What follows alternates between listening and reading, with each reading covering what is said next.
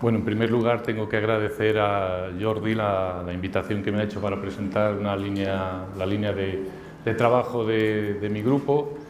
Esta línea está relacionada con los polímeros, con los materiales plásticos y sus aplicaciones. Tengo que agradecer especialmente a César y a Luna y al grupo San Miguel, Mau San Miguel, y especialmente pues, a la fábrica de San Miguel de Burgos de este grupo, pues que financie este tipo de actividades y que colabore, a ver, se acopla un poquito, a ver, y que colabore pues, con la universidad en esta y otras muchas actividades. Voy a intentaros dar una visión de lo que es el mundo de los polímeros, el mundo de los plásticos. Generalmente nosotros los investigadores a lo que son plásticos lo llamamos los polímeros y al público general conoce a los polímeros como plásticos. La realidad es que tanto el público general como los investigadores utilizamos el término cada uno, un término diferente y de manera equivocada, lo hacemos un poco partidistamente. Desde el punto de vista del público, el término tiene ciertas connotaciones despectivas que voy a intentar explicar que realmente eso no es así y por esas connotaciones nosotros vamos más un poco a la parte de plástico. Bueno, empezamos un poco con la temática principal, la parte química. ¿Cuántos os habéis arrepentido ya de haber venido? No podéis salir, ¿no?, de aquí. Bueno, ha sido una pequeña encerrona. Esto es lo que pone la Wikipedia. Cuando abres plástico te aparece esto. No está mal. 6,7 puntos sobre 10. ¿Hay algún profesor aquí? Han acertado en 4 fórmulas de 6. Bueno, vamos a avanzar un poco más en lo que es un poco lo que decía la Wikipedia en 2015, para que veáis lo que opina incluso la gente que escribe en Wikipedia y los que leen, ¿no? Entonces, decía que un polímero era un material sintético obtenido por multiplicación seminatural de los átomos de carbono. Esto es como si tienes conejos en casa o si tienes ratones y se te reproducen. Dice, ten cuidado que se te multiplique, a ver si se te van a multiplicar los átomos de carbono, ¿no? Bueno, realmente eso no es así, lo vamos a ver. Esta es un poco la temática de la charla. Voy a comenzar hablando un poco de si vivimos o no en este mundo de plástico, qué es un polímero, de dónde provienen los plásticos y cuál es su precio. Vais a ver que todos los conceptos que habitualmente se tienen están equivocados, las propiedades de los plásticos, los polímeros en nuestra vida, aplicaciones avanzadas. Me voy a centrar sobre todo en las aplicaciones y no en la parte química, que ya sé que es realmente imposible de soportar para alguien que no sea químico. Es que nosotros somos un poco viciosos de ese tipo de fórmulas. Hablaré también de residuos y contaminación, contaré un poco lo que es nuestro grupo y las conclusiones las dejo ya para vosotros. Simplemente voy a poner el título, pero no hablaré de ellas y lo dejaré, bueno, por si queréis hacer alguna pregunta. Bueno, ¿vivimos en un mundo de plástico? Pues la verdad es que sí. Tenéis que saber lo que es el plástico. Si ahora mismo todo lo que llevo yo, menos la ropa interior, que es de algodón, es de plástico. Bueno, los zapatos, el cuero no, todo lo demás es de plástico. Las fibras son de plástico, lo que nos viste es de plástico. Las gafas que lleváis son de plástico, las lentillas son de plástico, todo es plástico, ¿de acuerdo? Todo es plástico. Y por eso a nosotros nos gusta decir que vivimos en la edad de los polímeros, en la edad del plástico.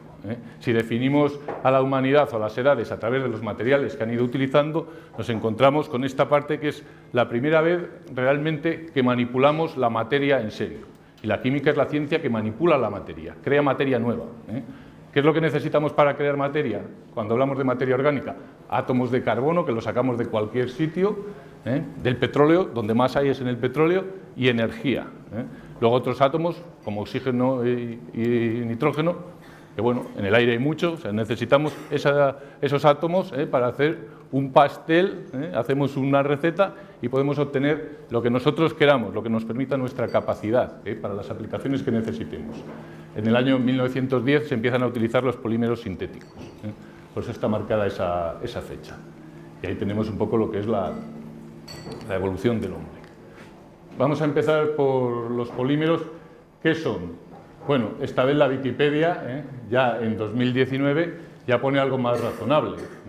Y está lo que dice que son moléculas grandes, formadas por la unión de enlaces covalentes.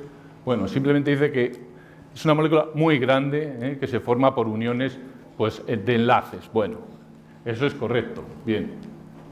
Esta vez han puesto una fórmula, se han equivocado en el 100%. Bueno, tenemos texto correcto, fórmula equivocada. No pasa nada. No pasa nada. Y como digo, ¿qué es lo que tenemos aquí? Pues todos nosotros vestidos de plástico. Y si alguno de vosotros tenéis prótesis y os hacen un escáner, también. Todo lo que tenemos dentro, plástico. ¿Utilizáis betadine? ¿Por qué está el yodo en suspensión? Porque hay un polímero que lo mantiene en suspensión. Todo tipo de... cuando utilizáis, por ejemplo, tenemos una droga, una medicina, tenemos un antibiótico, y en lugar de tomarme 3 pastillas al día, me tomo una al día o una sola, ¿qué es lo que tenemos? Un polímero que libera controladamente el antibiótico, ¿de acuerdo? Esa es la realidad. Si entramos en una casa, todo es plástico. Aquí tenemos una encimera que será de silestone, que es pues más o menos piedra molida con un polímero. Las pinturas, aquí las paredes, todas las pinturas, los barnices, los adhesivos, todos los sillones, todo este utillaje que tenemos por aquí, el aislamiento de las casas, etcétera. Todo es plástico. Y vamos a ver un poco los polímeros. Los polímeros pueden ser los plásticos naturales, seminaturales, los modificamos, y artificiales. El polímero natural que conoce todo el mundo es este, que es el ADN. Nosotros dependemos de una molécula polimérica, nuestra estructura. El ADN. Luego tenemos los naturales, bueno, celulosa, el papel, lo utilizamos en los árboles. Material estructural, daros cuenta que son siempre, o muchas veces, materiales estructurales. Quitina, esto es toda la estructura de los moluscos, es polimérica. Estos polímeros además los podemos utilizar. El caucho natural, polimérico. Y las proteínas, todo nuestro cuerpo depende del ADN y de proteínas, entre otras cosas. Y lo que nosotros hacemos es algo, fijaros en esto que tengo en amarillo, simplemente sin más, que es igual que esto. Esto es una proteína natural y esto es lo que hacemos nosotros. Los químicos, juntamos los átomos y hacemos eso. ¿Qué estamos haciendo? Imitar a la naturaleza.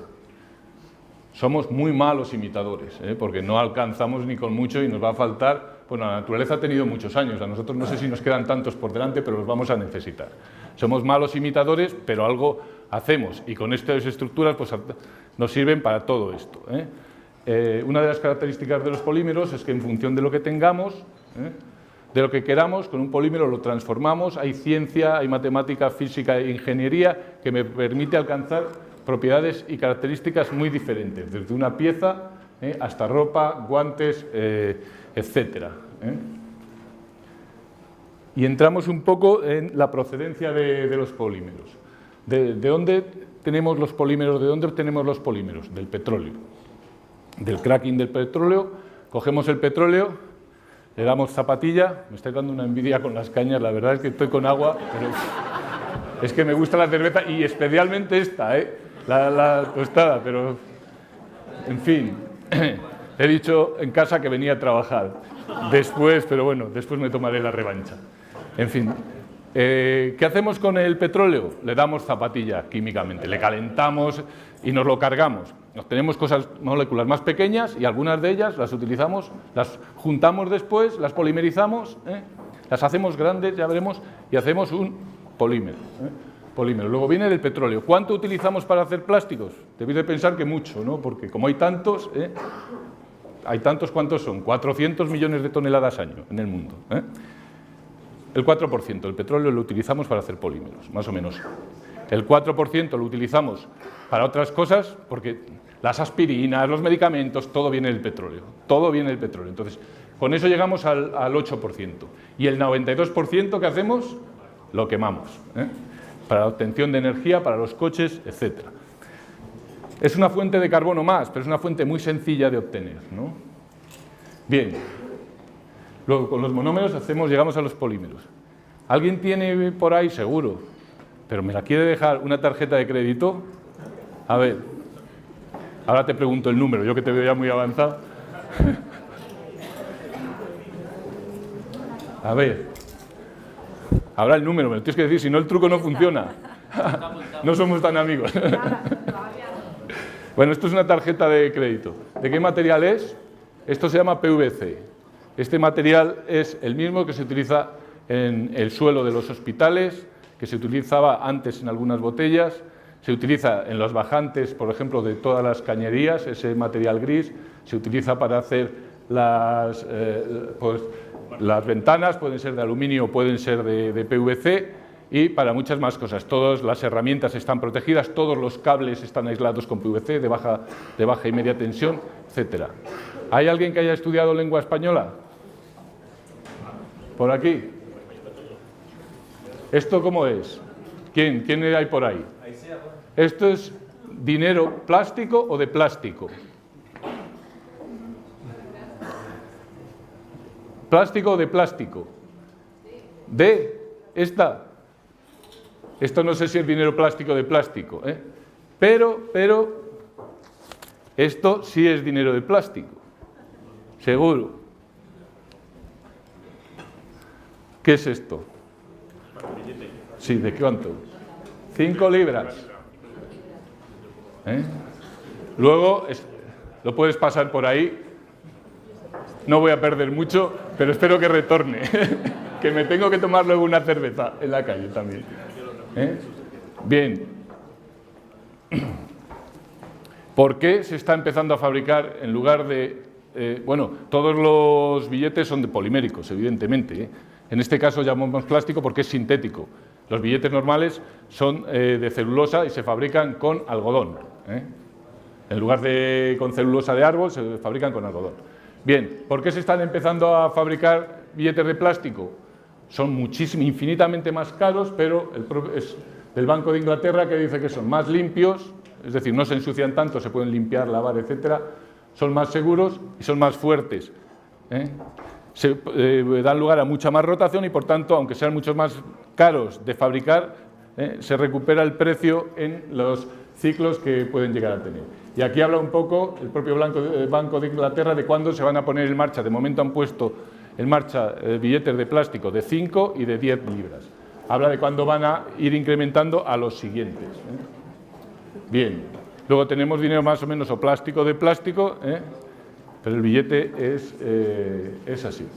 Bien, vamos a ver lo que significa, no os fijéis en las fórmulas, que es simplemente para ilustrar que pasamos de algo pequeño como esto a algo muy grande. ¿Y a qué llamo pequeño o grande? Para que veáis lo que son las propiedades. Imaginaos que hay algo que conocéis todos, el butano, ¿no? El butano es un gas que le tengo licuado en una bombona y que lo utilizo pues para calentarme o para la cocina. Cada vez se utiliza menos, pero bueno, se conoce. Ese tiene tiene 4 carbonos, ¿eh? Si yo de 4 carbonos paso a 8, ¿eh? ¿Qué tengo? El octano, son ya las gasolinas. O sea, he pasado de un gas a un líquido, ¿de acuerdo? Si en lugar de 8 carbonos empiezo a meter muchos más, por ejemplo, 20 o 30, 40 carbonos, ¿a qué llego? Lo que obtengo son los aceites de lubricación. Sigo más, aumento y voy a ya, las ceras, parafinas y demás, ya para lubricar, proteger, etc. Si aumento mucho más, y mucho más son 10.000, ¿a qué llego? Al polietileno. Llego al polietileno, ¿de acuerdo? Y ya estamos en el ámbito de los materiales poliméricos, que tienen una función estructural. Y por tanto, amigos, el tamaño sí que importa, ¿eh? Está claro, ¿no?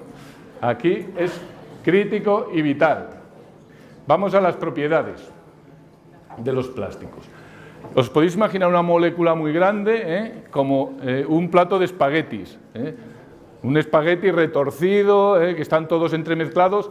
¿Y qué es lo que ocurre?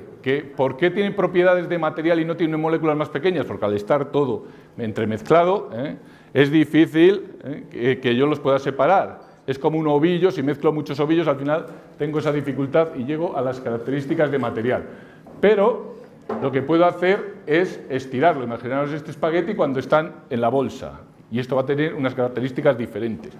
Con esto podría hacer un filme, y con esto lo que tendría es una fibra. ¿Qué es lo que pasa si se estira esto mucho más?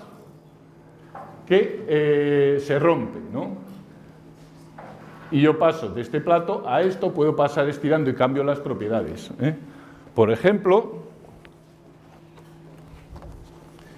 esto es un filme de polietileno. Esto es polietileno, un filme, ¿no? Que tiene unas propiedades que se asocian a este tipo de estructuras, y vamos a ver qué pasa si alineo las cadenas. Yo las puedo alinear y necesito a 2 o 3 voluntarios para que describan lo que pasa, porque sois muchos. La verdad es que no esperaba que hubiera tanta gente. Antes de hacer nada, espera un segundito y me contáis lo que pasa, porque esto es típico de los materiales. Aquí vamos a ver que el tamaño importa en las cadenas, pero el espesor y también otro tipo de tamaño no importa tanto. Empezad a tirar de... Y que poco a poco, ¿qué es lo que ocurre? Estoy alineando las moléculas. ¿Y cuáles son las propiedades? ¿Ahora son mejores o peores? Al final, peores. ¿Puedes romperlo? Sí, pero cuesta. Y al principio no. Si tu vida dependiera de una cuerda, estaría mejor con menos material. Luego, menos material, más propiedades. Luego, esta es la parte de ingeniería necesaria y la que da valor a la ciencia de materiales. Y al final, es muy difícil de romper, y el espesor igual puede ser 100 veces menor. Luego, la superficie transversal es muy pequeña y el material es muchísimo más resistente. ¿De acuerdo? Luego, todo eso lo puedo hacer. De hecho, eso se llama orientación. Los filmes, esto también está orientado, pero poco, esto está biorientado. Bueno, no vamos a entrar en estos detalles. Y ahora entramos en el precio. Habitualmente se piensa que los polímeros son materiales, los plásticos son materiales baratos, son caros. Son de caros a muy caros, y algunos de ellos prohibitivamente caros, por la componente tecnológica y de diseño. ¿De acuerdo? Lo que pasa es que su densidad es muy baja. Luego ya veremos que, por ejemplo, en automoción, el porcentaje de plástico está relacionado con el precio y la marca. Las marcas que más plástico llevan son la BMW y la Mercedes, por ejemplo. Lo que pasa es que no se vende como plástico, es como las gafas. Son materiales orgánicos, eso es plástico de toda la vida. Lo que pasa es que si vas a una tienda y te dicen, no, te voy a cobrar 200 euros por estos... ¿Os acordáis de cuando los cristales eran gordos y pesaban? ¿Ahora qué ocurre? Pues que unos cristalitos finos que son de plástico, les cambiamos el índice de refracción y podemos hacer con espesores muy finos las dioptrías que queramos, y entonces no pesan, encima son muy ligeros porque la densidad es 7 veces menor que la del hierro, por ejemplo, para las monturas, y aproximadamente 3 veces menor que la del vidrio. Y encima no necesitamos espesores gordos porque podemos cambiar las propiedades ópticas a medida.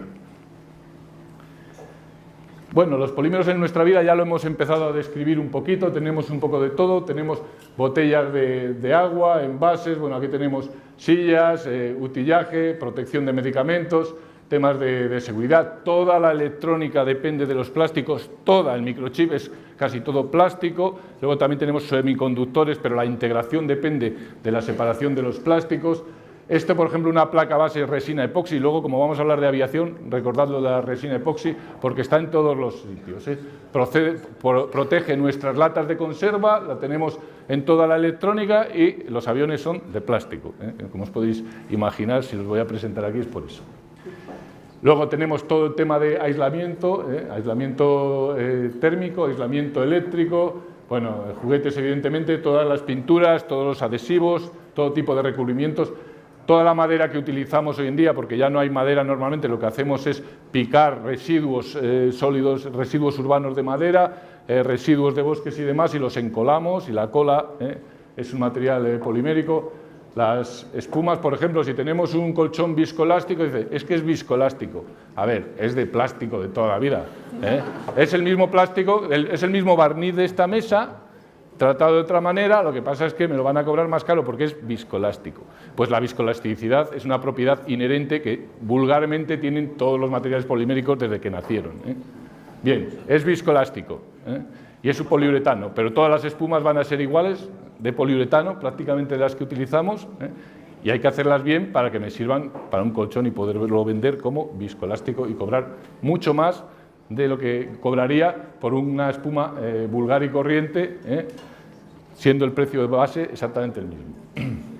Bueno, los cristales, aquí tenemos cuestiones médicas, por ejemplo, el PVC, he dicho antes, la tarjeta, ese material, todo lo que tenemos en un hospital, que es tubería, bolsas y demás, todo es PVC, ¿de acuerdo?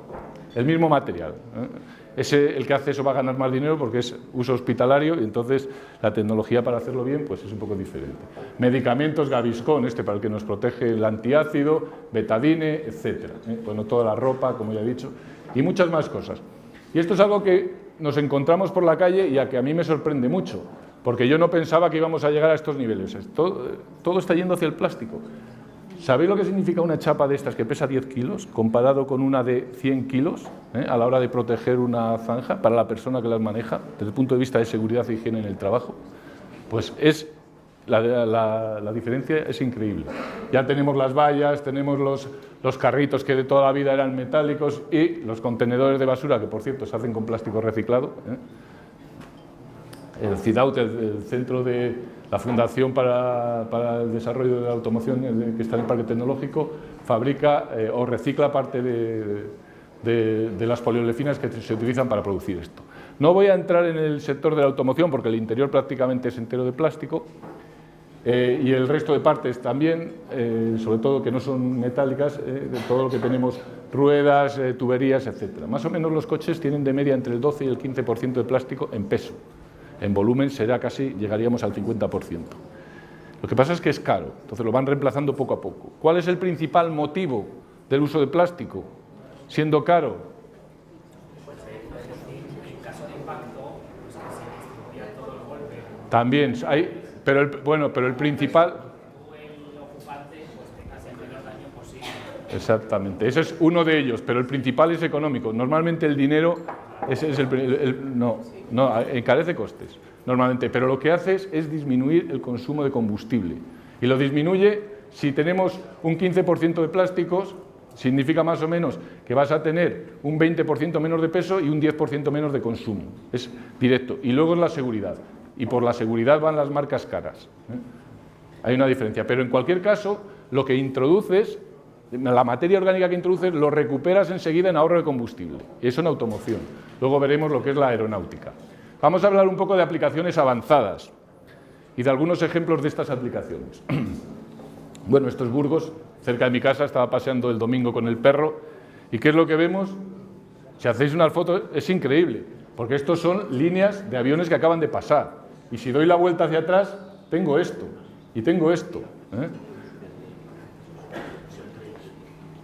¿Y por qué estoy hablando de los aviones? Pues ya lo he dicho, ¿no? Porque básicamente son aeronaves de plástico. Y dependen de algo que llamamos materiales compuestos, que es una matriz y una fibra. Esto es fácil de explicar. Si vemos, ¿esto qué es?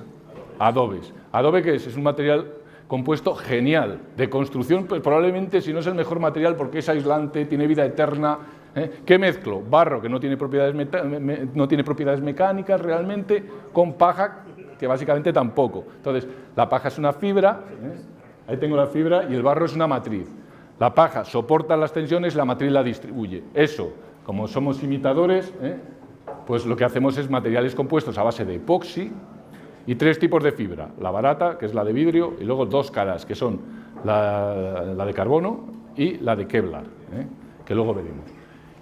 Y si vamos, esta foto, ¿por qué la he puesto? Porque esto es una ciudad de rascacielos de adobe.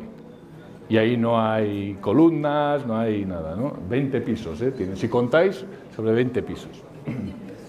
¿Y qué es lo que tenemos en los aviones? Pues una evolución, esta es la evolución de los materiales compuestos. Hasta el año 2000 casi andábamos por el 5%. Y hoy en día, ya veremos el Airbus A350 tiene el 50 y tantos por ciento, 53%. Estamos por encima del 50% en peso de materiales compuestos, que es plástico. Este es el Airbus A350, el avión más avanzado que vuela hoy prácticamente, junto con el... no te rías, que no voy a hablar de ese avión. Voy a hablar del Boeing, pero no del 737, sino del Boeing 787, el Dreamliner, que ese sí que es un avión avanzado, el Dreamliner. Pero voy a poner el Airbus, ya que es europeo. Este tiene un poquito menos el Airbus tiene más materiales compuestos, un 3% más que el Boeing Dreamliner. Que bueno, lo de los accidentes la verdad es que no tiene gracia. Bueno, este es el pajarito que vuela por ahí. ¿Cuál es el depósito de combustible de este avión, de este pájaro? Sí, pero ¿qué volumen tiene? Eso no os lo imagináis. 156.000 litros. Es decir, cuando vuelan hasta Nueva York se pule el 80%. Como un señor. O sea, se pule 120.000 litros, es decir, si fuerais en coche 1 a 1, gastaríais lo mismo o un poquito menos, si hubiera una carretera. Que lo sepáis cada vez que cogéis un avión, por el tema de la energía, cuando hablamos. Bien, hay que estar informado. Eso se lo pule. ¿Qué significa? Que cualquier ahorro de combustible tiene una importancia tremenda. Este avión empieza a volar en 2015. Los aviones tienen una vida de 25 o 30 años. Empieza a volar en 2015. Si comparamos, este es un Boeing 777 que tenía un 10% de materiales compuestos, que es un poco una serie similar pero anterior, y este tiene el 53% de plástico.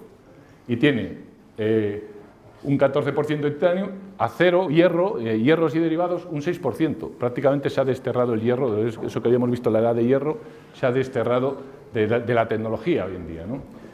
Y cuando veis el color, fijaos, el color, todo esto, todo es de plástico.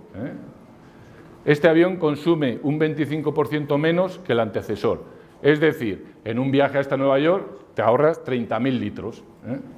30.000. Bueno, el avión pesa, más o menos, anda por las 250 toneladas. Y eso es lo que va a ahorrar. Y tiene, más importante aún en las ciudades, una disminución enorme del ruido que genera. Más o menos del 50%.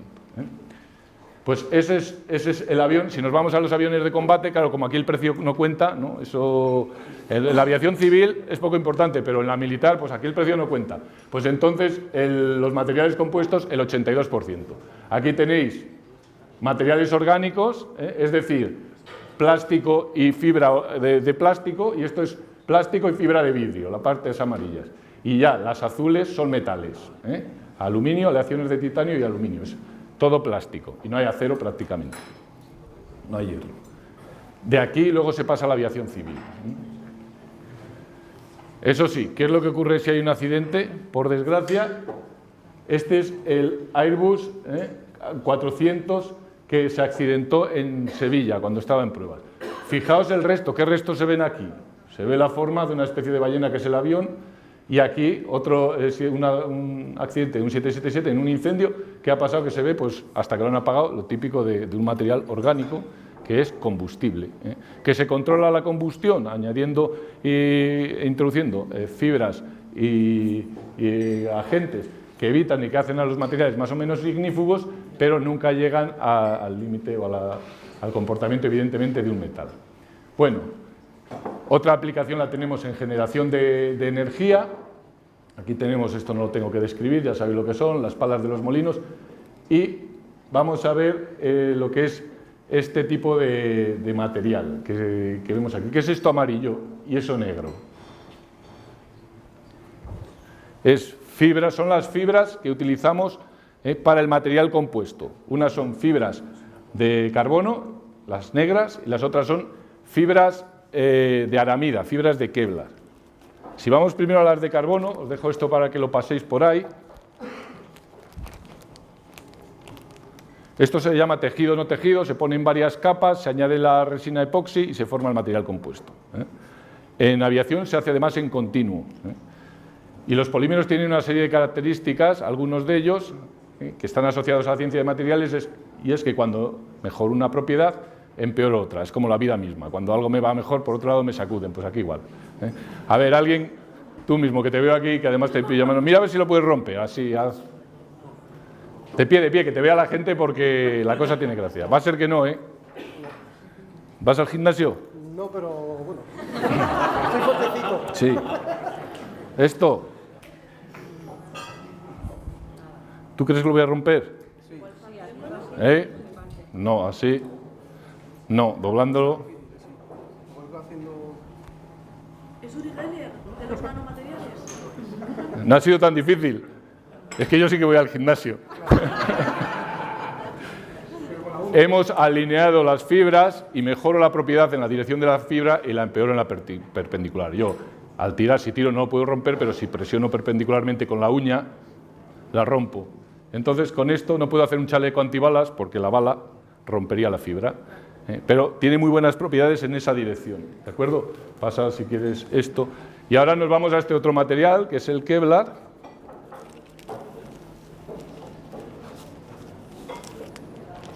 Y a ver si consigo una fibra.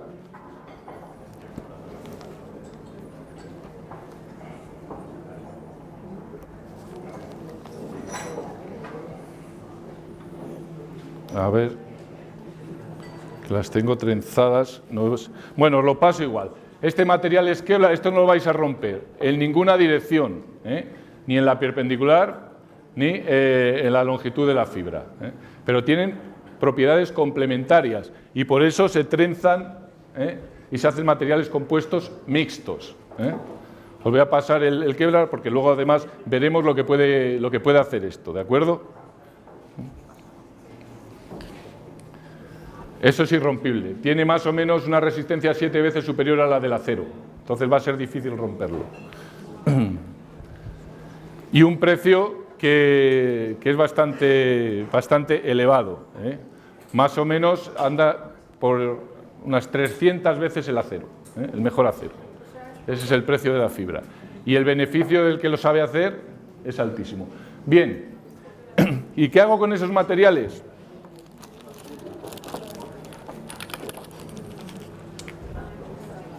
Esto es un material compuesto, esto sería la estructura de un avión. Os lo voy a pasar también, a ver si me sale, eso solo sale algunas veces. Sí, vale. Ha caído plano y ha rebotado bien. Esto tampoco se puede romper fácilmente, ¿de acuerdo? Y eso es fibra de carbono y epoxi. Recordad, esto está hecho de fibra de carbono. A ver, ¿qué es lo que no has entendido la palabra fibra? ¿Con fibra qué se hace? Tejido, luego no es fibra de carbono, es un material compuesto y sobre todo es una epoxi, la parte plástica. Bien, y volvemos al coche, pero esta vez, una vez que se han puesto en marcha todas las estructuras en los aviones, hay que pasarlas a los vehículos y eliminar la chapa. ¿Cuál es el problema? El problema de siempre, el dinero, que está muy bien disminuir el peso y bajar combustible, pero depende a qué precio. Y aquí entra en juego Volkswagen. Volkswagen lanza este coche, que es un prototipo semicomercial. Y entonces genera un chasis de fibra de carbono de 65 kilos y un consumo de 0,90 y tantos litros a los 100 kilómetros. Pero el angelito tiene un precio de 150.000 euros. Entonces, pues no sale a cuenta, ¿no? No nos lo compramos todos los días. Bien. Pero llega BMW y cambia un poco el panorama. Un año después, casi a finales del mismo año, pero un año después, lanza el i3 y es un coche con monocasco integral de fibra de carbono. Es un coche pequeño y un precio de 35.000 euros, que es caro, pero bueno, se puede comprar. No todos los días, pero se puede comprar. Entonces, le llama el módulo Life por el módulo de vida, ¿no? Está fabricado completamente en fibra de carbono, conocido como plástico reforzado o fibra de carbono o CFRP por sus siglas en inglés. Como veis, es un chasis que es muy ligero y paralelamente lanza ya el i8. Ese es un coche también que anda por los 100 y pico mil euros y es deportivo. En la misma línea. Luego estamos llegando, esto va a llegar a nuestros coches. Después, y esto ya estamos en 2017, a finales de 2017-2018, En un coche, en el BMW 7, también andan por encima de los 20.000 euros, de los 90.000 euros. Aquí introduce una estructura mixta, que es todavía más avanzada en algunos casos, porque combina metal, de momento, con fibra de carbono, con resinas epoxi y fibra de carbono, lo que es materiales compuestos. Y baja el peso en 150 kilogramos. Evidentemente esto es importante si llega un motor de gasolina, pero es crítico si el coche es eléctrico. Y esto es otro coche, pero de estos tampoco nos los compramos todos los días, ¿no? Es un Fórmula 1. Y aquí, pues todo, eso es como la aviación militar. Aquí el precio tampoco cuenta, entonces todo es de plástico. Es guantes, metaramida y fibra sintética. Bueno, carrocería, pues fibra epoxi, fibra de carbono, frenos, carbono para aramida, etcétera, todo plástico, ¿no? ¿Y cuáles son las características de, por ejemplo, los cascos? El casco de Fernando Alonso y de esta gente. Pues tiene que cumplir unos requisitos mínimos, legales, si no, no se les valida. Tiene que soportar entre 30 y 45 segundos la llama directa de un quemador a 800 grados. El casco, sin daño en el interior, sin que suba de 70 grados en el interior. Está fabricado de múltiples capas, epoxi, fibra de carbono, fibra de vidrio. Bueno, lo típico, son lo que hemos hablado un poco de los aviones. Y el visor debe de soportar el impacto de una bala a 500 kilómetros por hora. No debe de penetrar, no es que no se rompa, que no penetre la bala. Y es que hubo un accidente donde un piloto murió porque un tornillo le penetró el visor y a partir de ahí se cambió la norma. Bueno, tiene un precio de entre 6.000 y 12.000 euros en función del casco y 1,3 kilos de peso, o sea, muy ligero, ¿no? Y vamos a ver estas aramidas, estas poliamidas amarillas, que es además una de nuestras líneas de investigación. Nosotros hemos montado una planta piloto de aramidas en Turquía hace no mucho tiempo, por ejemplo.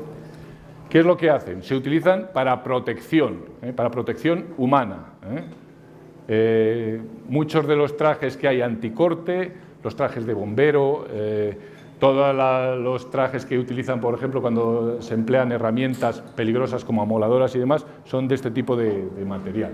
Vamos a ver un ejemplo que los vídeos no funcionaban, entonces voy a ponerlo directamente.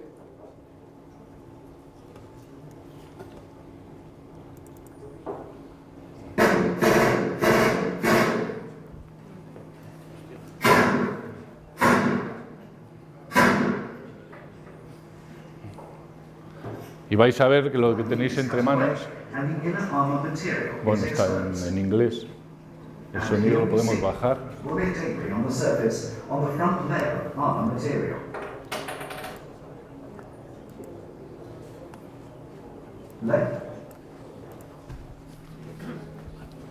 Se me ha ido. Bueno, como veis, el material, hay varias capas. La primera capa ya retiene la mayor parte de las balas de esa Magnum, y son los tejidos con los que se fabrican los chalecos antibalas. Evidentemente no se pueden hacer con fibra de carbono por lo que hemos comentado antes, porque penetraría sin problemas. Son una serie de capas, pero a partir de la tercera ya no hay penetración.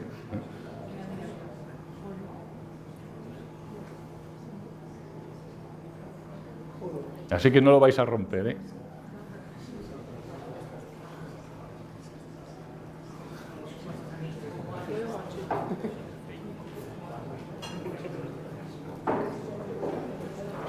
El impacto, el golpe mecánico se lo lleva también el que lo lleva, pero lo que no hay es penetración del arma o de la bala.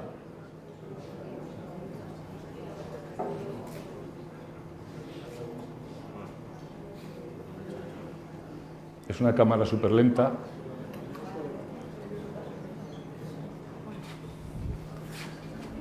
Eso frente a propiedades mecánicas. Vamos a ver frente al fuego. Esto es algodón, un traje de algodón especial para antifuego, Y ese es el quemador. Hay dos muñecos en Europa, uno está en España para pruebas y para validación de estos tejidos. Habéis visto que el algodón ardía y se destrozaba por completo. Aquí cuando se quita el fuego, por eso habéis visto en los pilotos, cuando hay fuego y salen, hay unas llamas y salen prácticamente, si no tienen ningún daño físico, salen tranquilamente, ¿no? Porque el fuego no puede con estos materiales. Si los quemamos además y aguantamos mucho el fuego, lo que se transforma es en una capa de prácticamente fibra de carbono, es como una coraza fibra de carbono que protege aún más contra el fuego. Bueno, por eso ahí está el precio de los materiales, lo que es muy difícil hacerlos. Hay dos empresas en el mundo que encima están aliadas, una americana y una japonesa, que producen el 96% de estas fibras. Entonces es un monopolio. Bueno, vamos avanzando un poquito ya rápido. Los polímeros también se utilizan mucho en medicina, como hemos visto, algunos de los casos típicos son la ingeniería de tejidos, ¿no? Tenemos una serie de tejidos que hay que regenerar y sobre geles especiales y demás poliméricos, pues se pueden llegar a hacer estos tejidos. Ya hemos dicho que tenemos las lentillas avanzadas que son capaces de integrar electrónica y medir, por ejemplo, glucosa en continuo, prótesis vasculares, prótesis o implantes ortopédicas. En este caso las diálisis a través de membranas, se dializa la sangre, las membranas es una tecnología también avanzada. Si tenemos, por ejemplo, un aneurisma aórtico abdominal, ¿qué es lo que ocurre? Tenemos una modificación importante de una vena, tengo peligro, lo que me introducen, lo que puedo tener dentro es, a ver, un segundito.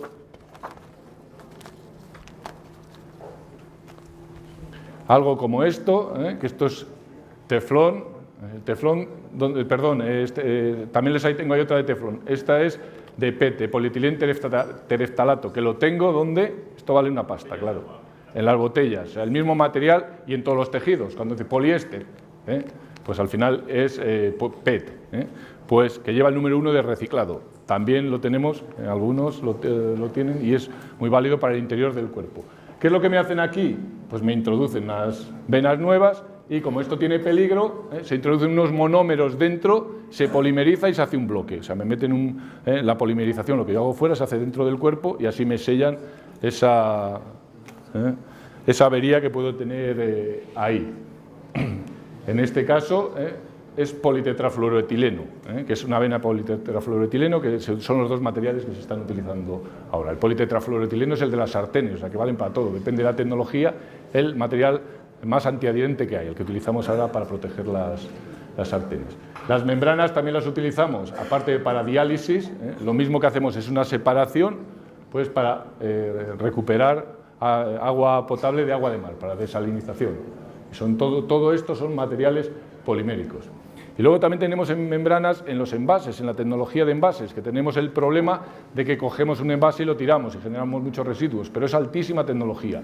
Esto he quitado aquí la marca, esto es un jamón York y esto es un filme al microscopio. Y ahí veis todas las capas, esto es un trabajo que estamos haciendo, todas las capas, estos son polímeros diferentes.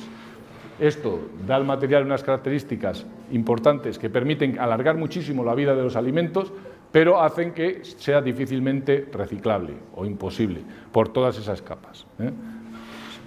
Se ahorra mucho en el transporte porque pesan mucho, son muy finas, pero perjudicamos la reciclabilidad. Bueno, y nos vamos al tema candente de los residuos. Esta es la isla de plástico del océano. La pregunta es cómo ha llegado hasta ahí. Bueno, pues evidentemente no es por tirar una bolsa, o sea, alguien ha estado vertiendo pues mucho material polimérico al océano, y a unas determinadas zonas concretas. Y hay países que están involucrados, me imagino que casi todos, en que eso haya pasado, vendiendo los residuos a otros países que en lugar de tratarlos, pues se han deshecho de ellos de esta manera. En cualquier caso hay que tener un poco de cuidado y conocer qué es lo que se hace, porque tenemos una foto aquí que es todo plástico. Aquí tenemos esta mujer que lleva vestido plástico, neopreno, protegida, va protegida con plástico, la tabla es de plástico, de poliuretano, aquí lleva una mochila de plástico, nylon, lo único que no es de plástico aquí es el sombrero. Todo lo demás, esto es plástico, toda la ropa evidentemente es de plástico, bueno. ¿Y qué es lo que ocurre con el reciclado? Pues que depende un poco de los países de los que estemos hablando. En España, al vertedero va el 58%, el 9% se recicla y el 33%, el 9% se incinera y el 33% se recicla. Y si nos vamos a los países del centro de Europa, como Alemania, más avanzados, y Holanda, se incinera el 38-39% y se recicla en torno al 60%. Y no hay nada que vaya al vertedero. En esto del reciclaje también hay mucho mito, porque cuando se hace un estudio científico hay que tener en cuenta que hay un límite tecnológico que no conviene sobrepasar. Es decir, el reciclaje tiene que andar entre el 35 y el 50%, tal cual tenemos la tecnología desarrollada hoy. Y lo otro, pues hay que ver vías de disposición. Bueno, en cada país adopta las suyas, pero lo que hay que hacer es recoger los residuos y tratarlos, todos, tratarlos porque si no terminan donde terminan. En España, por ejemplo, se reciclan el 77% de los envases. Y los envases plásticos, que prácticamente todo es PET, de lo que hacemos al final, esa vena artificial, estamos hablando de un reciclaje del 70%. Y ahí tenéis los precios del material, por ejemplo, el polietileno. Materia prima, 1,34 € kilo, el precio reciclado, 0,90. ¿Por qué se recogen los tapones de las botellas? Porque esa separación, que es lo costoso, lo hacemos nosotros. Y entonces ese material es todo polietileno, está separado y tiene un valor de mercado importante. Y por último ya voy a presentar lo que es nuestro grupo. Hacemos cosas como, aparte de ese tipo de materiales, hacemos cosas como esta, sensores que detectan la frescura de los alimentos por cambio de color, sensores que detectan hierro en sangre, contaminaciones por cambio de color, que se puede analizar con una simple toma de una fotografía, detección también de explosivos por cambio de color, es decir, ropa y etiquetas inteligentes. Y también trabajamos con distintas empresas. Ahora mismo hacemos proyectos de investigación relacionados con la alimentación, sobre todo con el envasado, con la automoción, tema también de explosivos civiles, y del sector de la construcción del aislamiento. Somos unas 20 personas, aquí no están todas porque es imposible encontrar que nos juntemos, y bueno, les tengo que agradecer a todos ellos que hagan el trabajo, porque yo, hablando un poco de cosas falsas, la foto que habéis visto con bata, la verdad es que la tengo ahí de exposición. Yo me dedico a buscar, sobre todo, bueno, a hacer cosas del vicerrectorado y a buscar dinero para pagar a la parte de esta gente, que más o menos somos 5 profesores y el resto es personal contratado, y tenemos que mantener. Las conclusiones las dejo para vosotros, no quiero influir, estas han sido mis opiniones, no son las de nadie más, y mis ideas y mi conocimiento, que evidentemente es limitado. Hay por ahí un libro, La edad de los polímeros, que publicó la UBU, de una lección inaugural que se puede descargar gratuitamente de esta dirección. Si alguno no la apunta ahora, pues me lo puede pedir la dirección a jmiguel@ubu.es.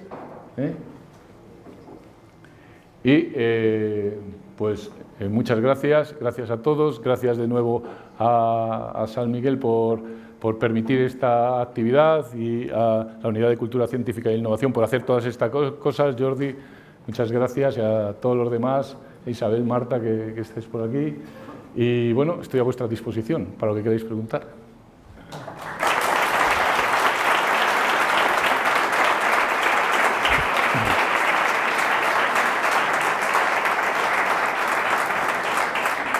Bueno, bien, ahora es vuestro turno, así que espero que hagáis preguntas, y si no, Samuel, hace algo. Yo quería preguntarte sobre el grafeno, si es un plástico y por qué es tan caro. ¿Por qué es tan caro? Todo lo que es caro lo es por dos razones, o porque es difícil de obtener, o porque no es tan difícil, y no es difícil, pero se tiene en muy pequeñas cantidades. Lo que está por ver son las aplicaciones del grafeno, están por llegar. El problema del grafeno, desde mi punto de vista, y es mi opinión, es que como material tiene muchas limitaciones. Tiene unas propiedades estupendas, mecánicas, eléctricas, etcétera, pero normalmente lo que necesitamos es hacer algo grande. Si yo quiero una pantalla de móvil, que por cierto es complejísimo y hay muchos plásticos ahí involucrados, lo que necesito es un tamaño encima cada vez más grande. Dentro de poco vamos a ir con unos móviles que van a ser como un armario ropero, pero al menos tendrá que tener ese tamaño, o sea, y para determinadas cosas. Entonces, ahora mismo se puede suspender, se puede introducir en polímeros para hacer materiales compuestos, pero las propiedades que se obtienen, que son buenas, no son las que se podrían llegar a alcanzar si ese material tuviera un tamaño diferente y se le pudiera manejar mejor. Se le maneja además en suspensión. Y el problema de la nanotecnología es que, si por ejemplo se introduce en un polímero para cambiar sus propiedades, es difícil que no se agregue, y si se agrega pierde el carácter nano. Entonces, eso es lo que le pasa al grafeno, pero vamos, yo creo que llegarán aplicaciones. Pero están tardando, más de lo que se esperaba.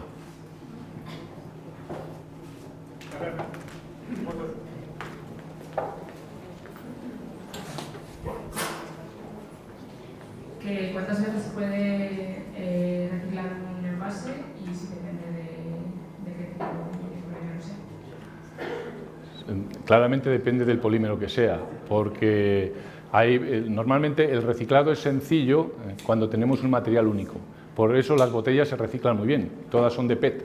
Entonces podemos reciclarlo muchas veces. ¿Qué es lo que ocurre? ¿Cuál es la propiedad que tiene el material después de un ciclo de reciclado? Peor. Vamos empeorando, habrá que mezclar. Y tenemos dos opciones, o mezclar con material nuevo o gastarnos más dinero en purificarlo y en tener un material con propiedades similares, lo que no tiene sentido. Pero, por ejemplo, hoy se está haciendo con botellas, nuevas botellas. Eso desde mi punto de vista es absurdo, porque el envase alimentario tiene unos requisitos tan altos que eso va a llevar a un coste energético que va a ser mucho mayor probablemente que hacer material nuevo. Entonces lo lógico es coger ese material y hacer otras cosas, que por ejemplo fibras, consumimos cantidad de fibras, pues hagamos fibras para ropa, que es mucho más sencillo y que no tiene esos requisitos que tienen que tener un envase alimentario. Pero bueno, todo es cuestión también de tecnología, pero va perdiendo propiedades, eso es inevitable en un reciclado. Y hay polímeros que son más difícilmente reciclables y el problema sobre todo está cuando tenemos una mezcla. Cuando tenemos una mezcla no podemos reciclarlos por esa vía. Sí se pueden reutilizar, por ejemplo, ¿qué hacemos con un polímero el caucho? El caucho, en una rueda hay muchos tipos de caucho, pero además está entrecruzado lo que llamamos. Ahí el tamaño es infinito, entonces no lo podemos retransformar, no lo podemos calentar y darle una nueva forma, pero sí que lo podemos picar y utilizarlo, por ejemplo, para parques infantiles o para hacer carreteras. Esa es otra de las vías. Hay muchas opciones. Y luego está pues, el llevarlo al vertedero o la incineración controlada, que todo tiene sus problemas. ¿Te sirve? ¿Alguna pregunta más?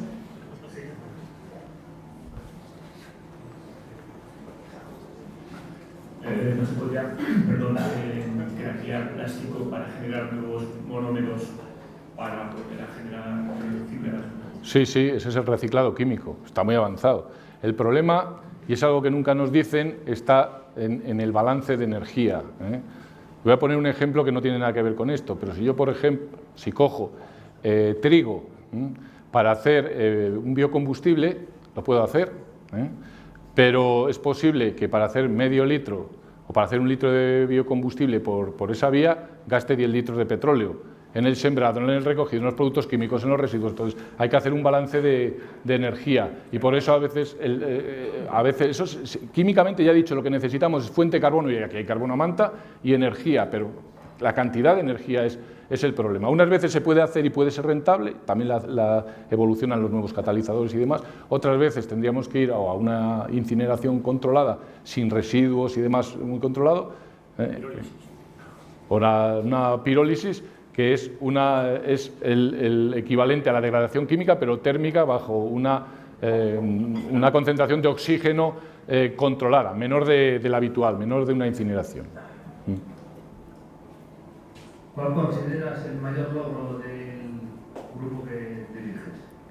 El mío, pues haber sobrevivido con lo que hemos pasado y conseguir pagar a la gente, la verdad, porque científicamente yo creo que hemos hecho una serie de cosas, pero eso sí que es un auténtico milagro, porque hemos pasado tiempos duros, ¿eh, Jordi? Sí, sí, bueno, y todavía estamos en un periodo de vacas flacas en la investigación pública, sí. ¿Alguna pregunta más en la audiencia? Sí. César, ¿alguna cuestión, algún comentario sobre...? Voy a agradecerte la charla y solo comentar que bueno, nosotros vamos a San Miguel, somos una fábrica de cerveza, pero tenemos manantiales, o sea, más conocido pues, en nuestra agua es Pan de Cabras, donde la base del packaging al final es el PET. Nosotros estamos trabajando ahí, sobre todo llevamos años trabajando y cada año en bajar el micraje y en reciclado. O sea, ahora mismo estamos cerca de llegar del 50% del reciclado en el producto del PET que lo utilizamos en la agua de Pan de Cabras, ¿no? Pues al final es un punto donde yo creo que toda la investigación está trabajando y gracias a todo el trabajo que desarrolláis vosotros, bueno, pues la industria se puede hacer eco de ir trabajando para el tema de sostenibilidad que bueno, pues a día de hoy es tan importante y en el que todos tenemos que estar involucrados al 110%. O sea, no es... y es un dato, y con esto ya acabo. Nosotros en esta fábrica pues se generan toneladas de residuos. Nosotros valorizamos el 99,8% de las toneladas que se generan en esta fábrica de residuos. O sea, solamente el 0,2% va a vertedero, el resto todo se reutilizado, madera, plástico, metal, etc. Y bueno, pues al final es una cuestión, yo creo que esto es una cuestión de todos y todos tenemos que trabajar para bueno, pues, hacer un mundo mejor y poder llegar a muchas otras cosas. Porque ahí, sobre todo vosotros, como decías, que la investigación en esto es un punto vital y fundamental para que podamos seguir avanzando. Pues nada, muchas gracias. Yo me voy a beber ya la cerveza, que creo que ya estoy en el tiempo de descanso, ¿eh?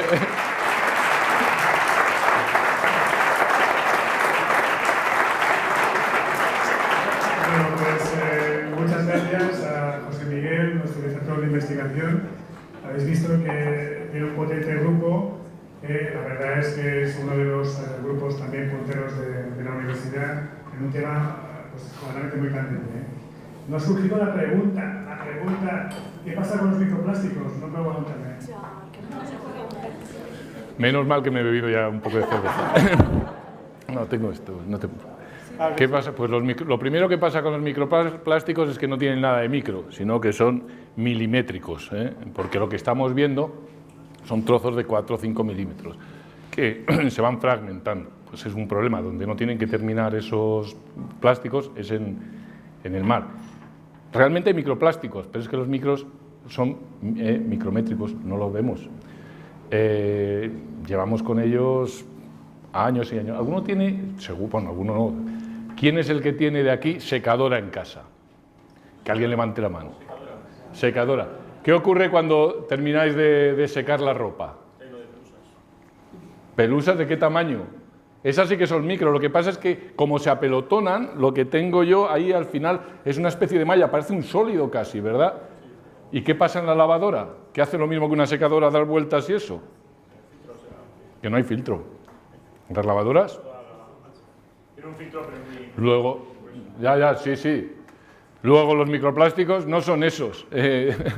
Esos son miliplásticos que no deben de estar ahí, que evidentemente es un problema y que lo que hay que hacer es no permitir que terminen en el mar, que hay que tratar los residuos. Y eso es una cuestión de educación de la ciudadanía, por una parte, como casi todo, que la educación es básica, y luego, por otra, es una cuestión también política de que los propios ciudadanos no dejen que sus dirigentes hagan determinadas cosas, como permitir que unos residuos no se traten bien o se lleven a otros países, por ejemplo, o que la electricidad, que nos vendan que la electricidad es limpia porque sale de un enchufe, ¿no? En algún sitio se produce.